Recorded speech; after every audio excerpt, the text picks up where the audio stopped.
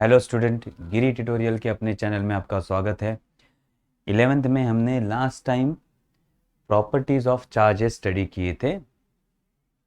Quantization, then additive property, conservation of charges and forces between the charges.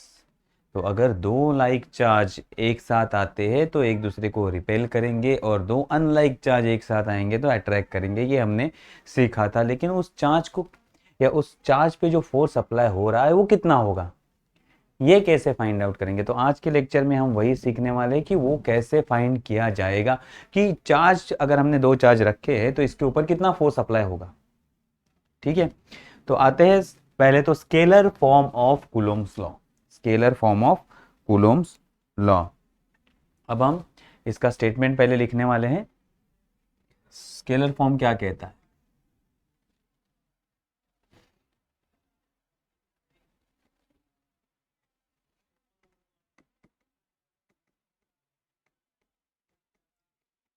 Okay, statement of Coulomb's law.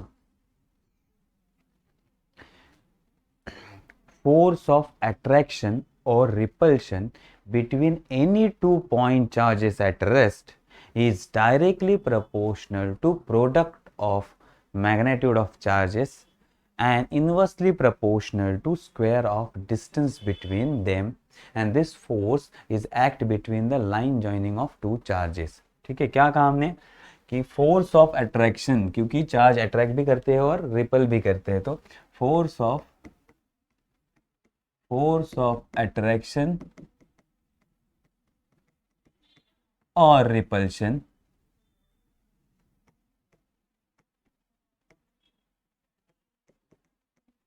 On point charges, on two point charges, on two point charges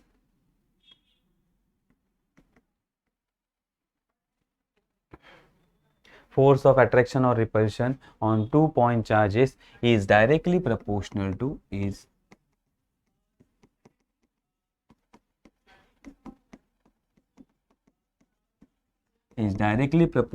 to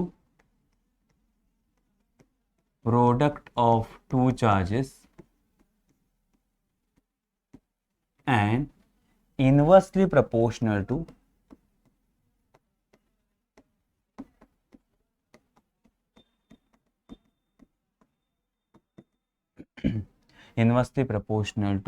square of distance between them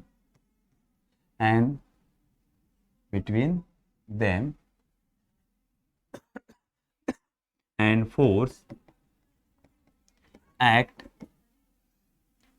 along the line of joining of two charges, line of joining of two charges। ठीक है, अब ये क्या कह रहा है, statement देखो। Force of attraction और repulsion between two point charges, तो पहले हम दो चार्ज लेंगे,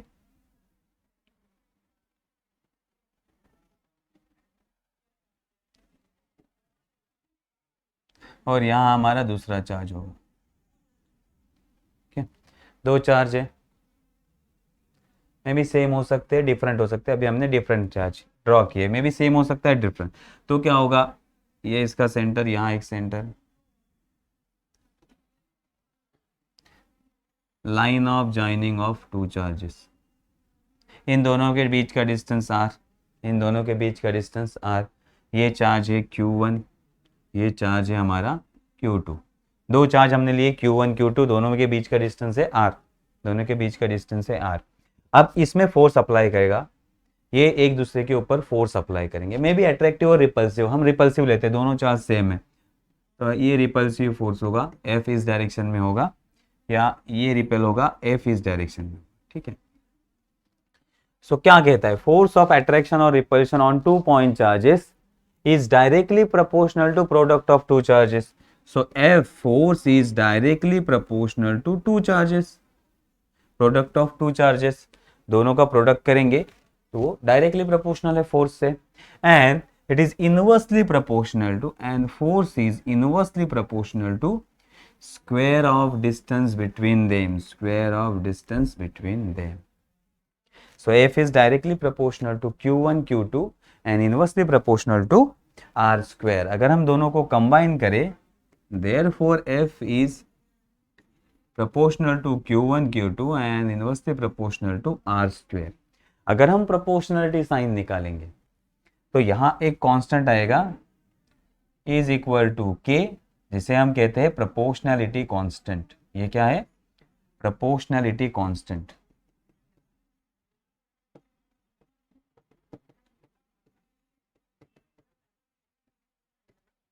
ये क्या है?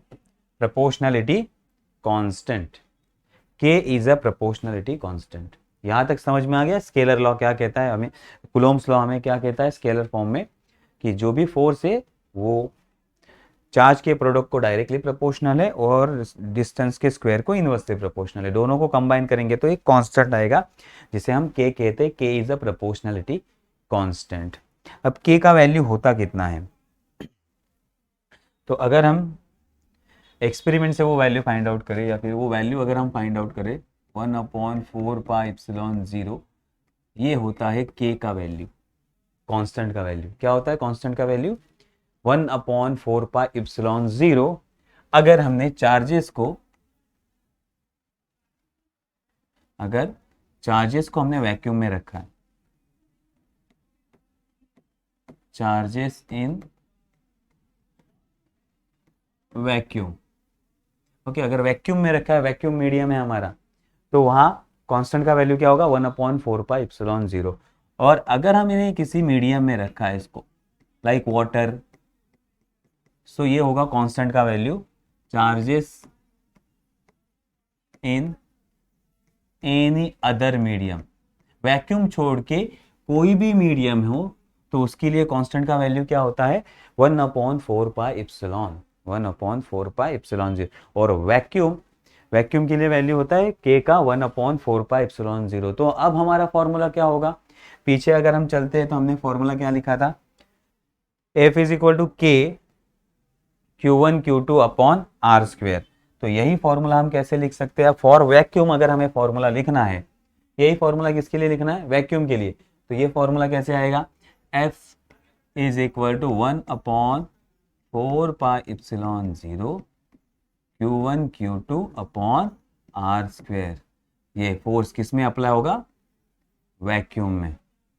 किस में अप्लाई होगा? वैक्यूम में। अगर हमने किसी मीडियम में रखा है, लाइक वाटर, माइका, अदर कोई भी मीडियम है, उसमें अगर हमने रखा है दो चार्ज को, तो यही फोर्स कैसे होगा? F medium is equal to 1/4πε, अब जीरो नहीं आएगा,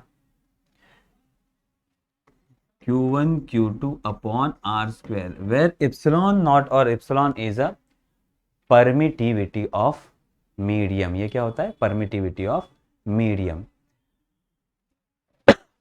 तो परमिटिविटी पे, ये प्रॉपर्टीज पे डिपेंड होता है, मीडियम की प्रॉपर्टी पे परमिटिविटी डिपेंड होता है कि इलेक्ट्रिक फील्ड कितना वो अप्लाई करेगा, या दोनों के बीच में कितना फोर्स अप्लाई होगा। ये किस पे डिपेंड करते हैं? मीडियम पे। और मीडियम की परमिटिविटी किससे डिसाइड होती है? ε0। तो इसे परमिटिविटी कहते हैं। ठीक है, अब ये दो फॉर्मूला हमें पता चल गया। ओके, अब ये फोर्स किसके बीच में अप्लाई हो रहा है? दो चार्जेस के बीच में। अगर दो चार्जेस सिमिलर है, दो चार्जेस सिमिलर है, पॉजिटिव पॉजिटिव और निगेटिव निगेटिव, तो इसमें जो फोर्स अप्लाई होगा, ये कौन सा फोर्स होगा? ये होगा रिपल्सिव फोर्स। ये क्या होगा? Repulsive force. हमने स्टडी किया है, रिपेल ईच अदर, तो ये फोर्स रिपल्सिव फोर्स होगा। और अगर अनलाइक चार्जेस है, मीन्स पॉजिटिव एंड निगेटिव, तो इसमें जो फोर्स अप्लाई होगा, ये फोर्स क्या होगा? अट्रैक्टिव होगा। ये फोर्स होगा अट्रैक्टिव। रिपल्सिव फोर्स और अट्रैक्टिव फोर्स होता है। तो अनलाइक चार्जेस में अट्रैक्टिव फोर्स होता है और लाइक चार्जेस में रिपल्सिव फोर्स होता है। ये समझ में आ गया? दोनों फॉर्मूला समझ में आ गए? कांस्टेंट का वैल्यू समझ में आ गया? वैक्यूम के लिए क्या होता है और चार्जेस इन एनी मीडियम के लिए क्या होता है। तो हम ऐसे फॉर्मूला इन दोनों का लिख सकते हैं। अब आते हैं नेक्स्ट हमारे टॉपिक पे relative permittivity and dielectric constant. ठीक है, relative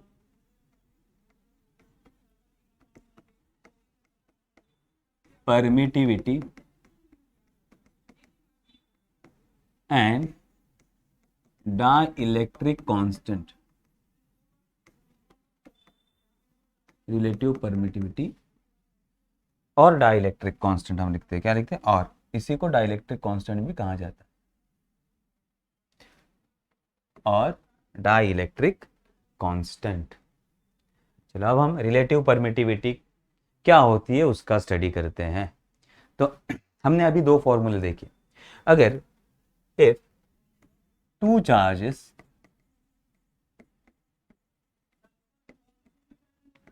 Q1 and Q2 placed at distance R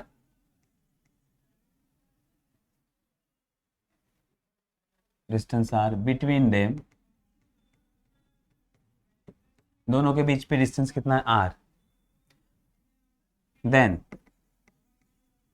force is given by। ठीक है, अब ये दो चार्ज को हम दो केस में स्टडी करते हैं। पहले इसको हम पुट करते हैं वैक्यूम में, फॉर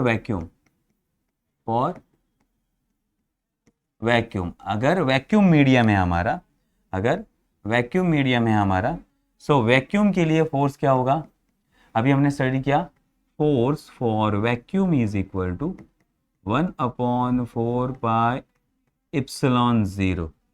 यहाँ क्या आएगा, एप्सिलॉन 0, बाकी Q1 Q2 upon R square. And force for medium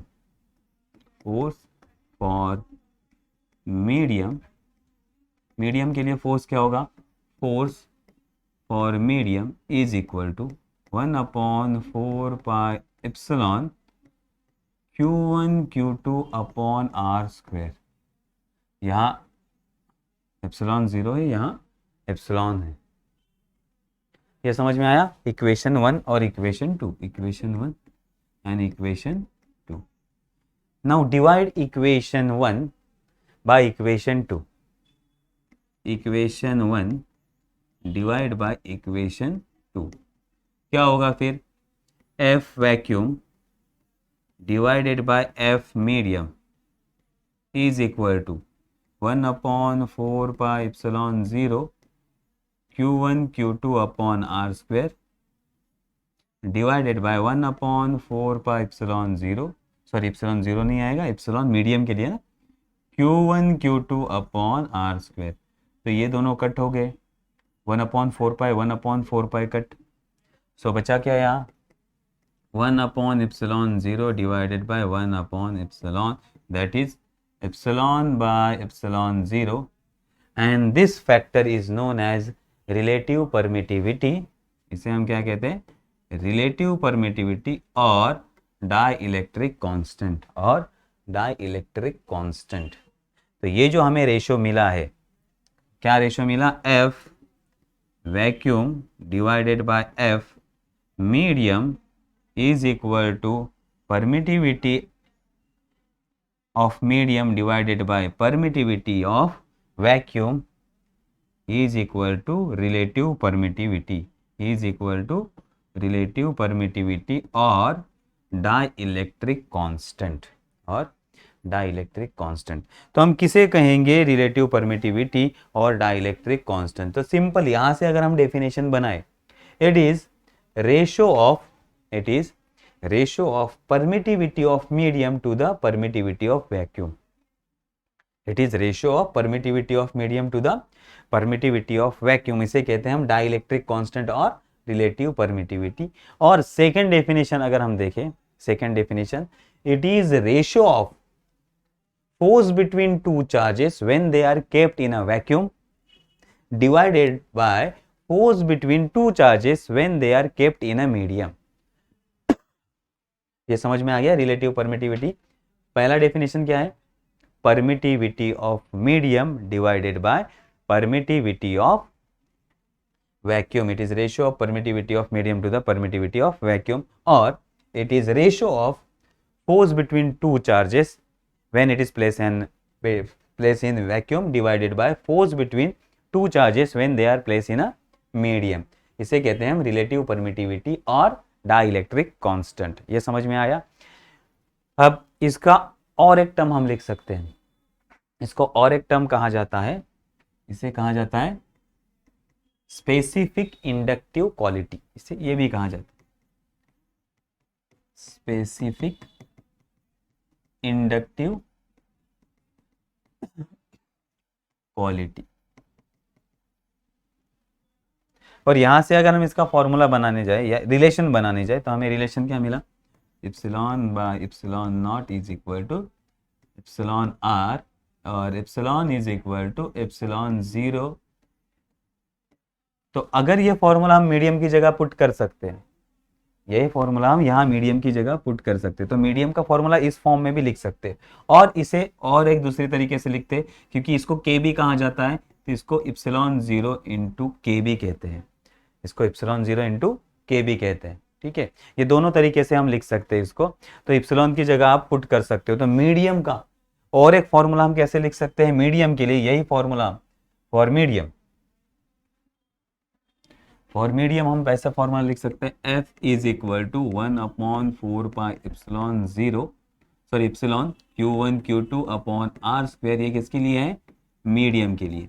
तो मीडियम को अगर मुझे एब्सोल्यूट परमिटिविटी और वैक्यूम के परमिटिविटी के फॉर्म में लिखना है तो कैसे लिखूंगा मैं, medium is equal to 1/4 pi epsilon 0 epsilon R Q1 Q2 upon R square, और इसी को दूसरे फॉर्म में 1/4 pi epsilon 0 into K, where K is a dielectric constant. K क्या है, dielectric constant, Q1 Q2 upon R square. ऐसे भी हम इसको लिख सकते हैं। फॉर वैक्यूम के का वैल्यू 1 होता है, या रिलेटिव परमिटिविटी का वैल्यू 1 होता है वैक्यूम के लिए। ठीक है, अगर हमने वैक्यूम में चार्ज पुट कर दिए या प्लेस कर दिए तो के का वैल्यू कितना हो जाएगा, 1 हो जाएगा, या रिलेटिव परमिटिविटी का वैल्यू कितना हो जाएगा, 1 हो जाएगा। ठीक है, ये समझ में आया। तो इस तरह से फॉर्मूला हम लिख सकते हैं इसी फॉर्मूला को। अब 1/4 पाई इप्सिलॉन 0 का एक वैल्यू होता है कि अगर हम 1/4 पाई इप्सिलॉन 0, ये हमारा क्या है, कांस्टेंट, इसका वैल्यू होता है 9 इंटू 10⁻⁹। कितना होता है, 9 इंटू 10⁻⁹ न्यूटन मीटर स्क्वायर पर कूलम स्क्वायर। ये याद रखना, इसका वैल्यू कितना होता है, कांस्टेंट का वैल्यू 1/4 पाई इप्सिलॉन 0 का वैल्यू कितना होता है, 9 इंटू 10⁻⁹ न्यूटन मीटर स्क्वायर पर कूलम स्क्वायर। यहां तक समझ में आया कैसे फॉर्मूले चेंज होते हैं। रिलेटिव परमिटिविटी क्या होती है, रेशो होता है। किसका रेशो होता है, relative permittivity of medium to the relative permittivity of vacuum, और it is force in a vacuum to the force in a medium. दो चार्ज के बीच का फोर्स का रेशो होता है।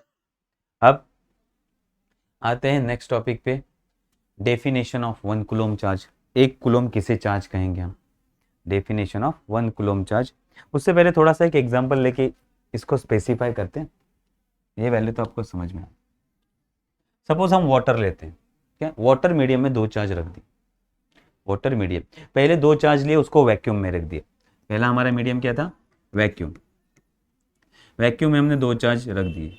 अब हमें फोर्स मिला, इनके बीच का फोर्स मिला F वैक्यूम, कितना मिला, F वैक्यूम। अब हमने सेकेंड मीडियम लिया वाटर, क्या लिया, वाटर, वाटर में सेम 2 चार्ज रख दिए, सेम डिस्टेंस पे रख दिए। अब हमें फोर्स मिला F मीडियम। अब ये कितना बड़ा होगा या कितना कम हो गया होगा, कितना इंक्रीज हो गया होगा या कितना डिक्रीज हो गया होगा, ये हम फाइंड आउट करते हैं कि परमिटिविटी का असर क्या होता है या रिलेटिव परमिटिविटी का असर क्या होता है। देखो, अब मीडियम के लिए हम फॉर्मूला क्या लिखेंगे, ये हम मीडियम के लिए फॉर्मूला लिखेंगे फोर्स बिटवीन मीडियम। अब मीडियम कौन सा है, medium is equal to water, medium कौन सा है, वाटर। तो वाटर के लिए फॉर्मूला क्या होगा, F in water, force in water is equal to 1/4 pi epsilon 0 R Q1 Q2 upon R square. अब relative permittivity for water, epsilon R for water is equal to 80, कितना होता है value 80 होता है। तो ये वो 80 वैल्यू हम पुट करते हैं, F water is equal to 1/4 pi epsilon 0 into क्या आएगा 80 Q1 Q2 upon R square.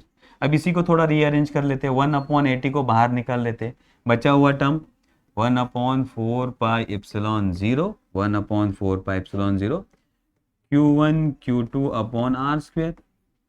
अब ये फॉर्मूला तो वैक्यूम के लिए है, ये फॉर्मूला किसके लिए है, वैक्यूम, फोर्स बिटवीन वैक्यूम। तो वैक्यूम में फोर्स होता है वो कितना होता है, force in vacuum is equal to 1/4 pi epsilon 0 Q1 Q2 upon R square. Same formula है, तो इसकी जगह हम लिख सकते हैं F water is F vacuum divided by 80। तो कितने फैक्टर से फोर्स कम हो रहा है, 80, 1/80, 1/80 इतने फैक्टर से ये वैक्यूम से फोर्स, वाटर में अगर चार्ज को रखेंगे तो इतना फोर्स कम होगा। तो रिलेटिव परमिटिविटी हमें ये वैल्यू बताती है कि दो चार्ज के बीच का फोर्स कितना इंक्रीज या डिक्रीज हो सकता है, कितना इंक्रीज या डिक्रीज हो सकता है। ये वैल्यू हमें कौन बताता है, रिलेटिव परमिटिविटी। ठीक है, तो 1/80 से फोर्स वाटर में रिड्यूस हो जाएगा, वैक्यूम में फोर्स ज्यादा होगा, उससे 1/180 से ये फोर्स क्या हो जाएगा, रिड्यूस हो जाएगा, कम हो जाएगा। ये हमें टर्म रिलेटिव परमिटिविटी बताता है। ये समझ में आया। अब आते हैं हम next, definition of 1 coulomb charge. Definition of 1 coulomb charge.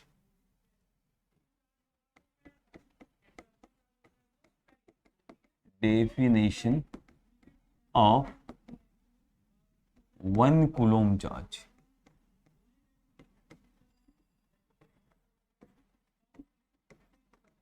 चलो 1 कूलम्ब चार्ज किसे कहेंगे हम, हमारे पास फॉर्मूला है F is equal to, general formula 1/4 pi epsilon 0 Q1 Q2 upon R square, ये हमारा जनरल फॉर्मूला है। अब हमें पता है 1/4 पाई एप्सिलॉन 0 का वैल्यू कितना होता है, 9 × 10⁹ newton metre square plus coulomb square, newton metre square पर कूलम स्क्वायर। तो ये वैल्यू पुट कर दिया, तो एफ का वैल्यू क्या होगा, F is equal to 9 × 10⁹ Q1 Q2 upon R square.